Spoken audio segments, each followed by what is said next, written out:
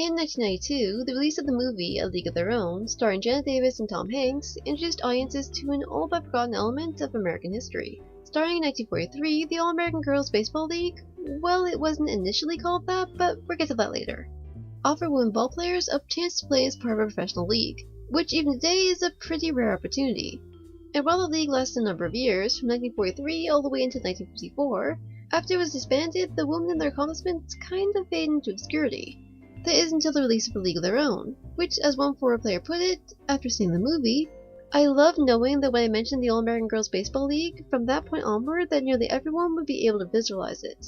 No longer would the league remain an obscure historical fact that becomes more deeply buried with each passing year." But just how accurate is this movie when it comes to telling the story of the All-American Girls Baseball League? Well, sit back, relax, and let's find out. This is the history of A League of Their Own. While the movie shied away from using the actual names of players and league personnel, a few characters do have real-world equivalents. Walter Harvey, league founder and chocolate bar tycoon, is the movie equivalent of Philip K. Wiggly, president of the William Wiggly Jr. Chewing Gum Company and owner of the Chicago Cubs. Just like his movie counterpart, Wiggly started the league as a way to make money during World War II. Unlike Wiggly, however, who inherited his company and fortune, it is implied that Walter Harvey is a self-made millionaire. Arthur E. Meyerhoff, Wiggly's advertising director, is represented in the film by the character of Ira Lowenstein. Just like Lowenstein, Meyerhoff was an avid supporter of the league and its players, even going so far as to buy the league in 1944, something that his movie counterpart also tries to do when he learns that they may be shutting down. Instead, the movie goes for a different ending, as Harvey has a change of heart and decides to continue funding the league after the end of the first season. One of the earliest scenes in the movie shows the main character, Dottie Hinson, yes, that is her actual last name, and other members of the league attending a museum exhibit regarding the history of women in baseball. This, of course, is no ordinary museum, but the Baseball Hall of Fame in Cooperstown, New York. The exhibit in question, called Women in Baseball, is a permanent display that was added in 1988 and includes information and mementos highlighting the accomplishments of not only the All-American League, but other prominent women in baseball, including female umpires and team owners. Oh, and in case you didn't catch it, at the end of the movie, we see that the character Jimmy Dugan, coach of the Rockford Peaches and all-around supporter of the league, died in 1987, just 1 year before the exhibit opened. In real life, the opening of Women in Baseball was an incredibly important milestone for players, as it helped to jettison them back into the spotlight after 34 years of relative obscurity, and inspired a string of related scholarship regarding the league, not to mention a movie. So the fact that Dugan died just 1 year shy of this event really does make an overly sad moment even more depressing. You're welcome, Internet! Moving on to the league itself, a lot of what the movie says is actually very true. In 1943, when the league first began, tryouts were held in cities throughout the country, with the last stage of the tryouts being held at Wrigley Field in Chicago. However, when Doris and May informed Dottie and her sister Kit that as many as 100 girls have come to try out, they are actually putting forth a very conservative estimate, as a total of 280 players were invited to attend the last leg of the tryouts. However, just like in the movie, the first incarnation of the league was composed of just 4 teams: the Rockford Peaches, Racine Bells, South Bend Blue Sox, and Kenosha Comets, each of which had 16 players. The incredibly ill-suited league uniforms shown in the film are unfortunately quite accurate, as the All-American Girls uniforms were composed of a one-piece dress with a 3/4 length flared skirt and satin briefs. And I don't think I have to explain why playing baseball in a skirt is a dumb idea, but let's just say that strawberries and other slide-induced injuries were a common complaint among players. Though this fact seems to have done little to change management's mind, as the uniform remained unchanged throughout the league's 12 years of operation. But while there is no question that these uniforms were unsuited for playing baseball, they did have a purpose outside of gameplay. The creator of the league, Philip K. Wiggly, developed these outfits to help counter arguments that women ball players were too masculine, a point that is also brought up during the movie. However, Wiggly's need to feminize the league did not stop at the players' uniforms, as the women who made the cut were also required to attend charm school as part of their spring training, as well as follow a set of rules for conducting themselves in public. The rules in question outlined that players had to appear in feminine attire when not practicing or playing ball, and that actions like smoking and drinking were not allowed in public. League rules were enforced by the team chaperones, women charged with doing everything from team management to first aid and, well, chaperoning and looking after players when not on the field. Chaperones were responsible for approving the girls' living quarters as well as ensuring the safety of the team's younger members. Yes, believe it or not, some of the league's players were as young as 14 years old, and being that this was 1943, parents were not too keen to let their barely teenage daughters go on long road trips with only their male coach for supervision. So chaperones also helped to relieve anxiety and fear where parents and family were concerned. While the featured chaperone, Miss Cuthbert, doesn't really do justice to the chaperones and how important they were to the function and existence of the All-American Girls Baseball League, it's a 2-hour movie, and they have Madonna and Rosie O'Donnell as ball players, so the focus is right where you'd expect it to be. One aspect of the chaperone-player relationship that the movie does choose to pay attention to is the pranks.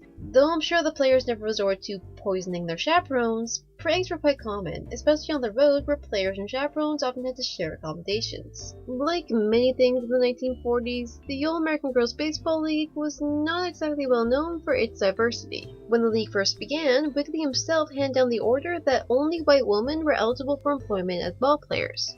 The movie does actually reference this fact, albeit indirectly, as in one scene, the character Dottie finds herself on the receiving end of a pitch thrown by a young African-American woman, who, judging from Dottie's reaction, has quite an arm. While this is definitely a very small element of the overall movie, I mean the scene only lasts for a few seconds, I'm glad the filmmakers chose to acknowledge the racism and bigotry that existed in the league instead of just ignoring it.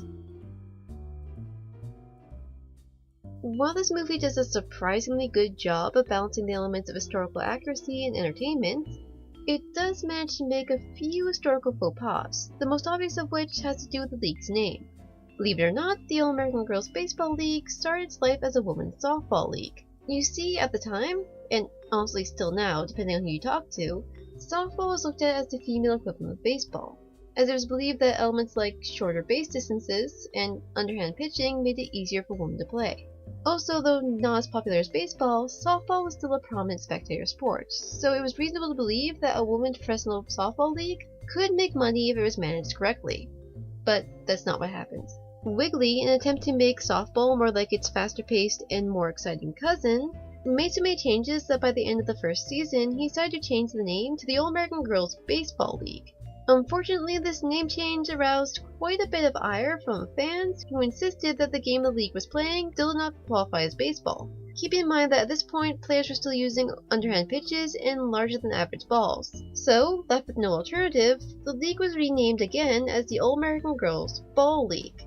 Not baseball, not softball, but ball. Yeah, and it kept this name for over a season until it was changed back to baseball in 1945. Despite the name change, however, the game the league played still had more than a passing resemblance to softball.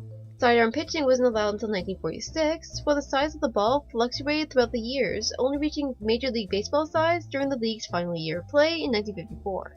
The other really big historical inaccuracy has to do with the status of men's baseball. A league of their own seems to imply that men's baseball had completely stopped at this point in time, as all the male players had gone overseas to fight in the war.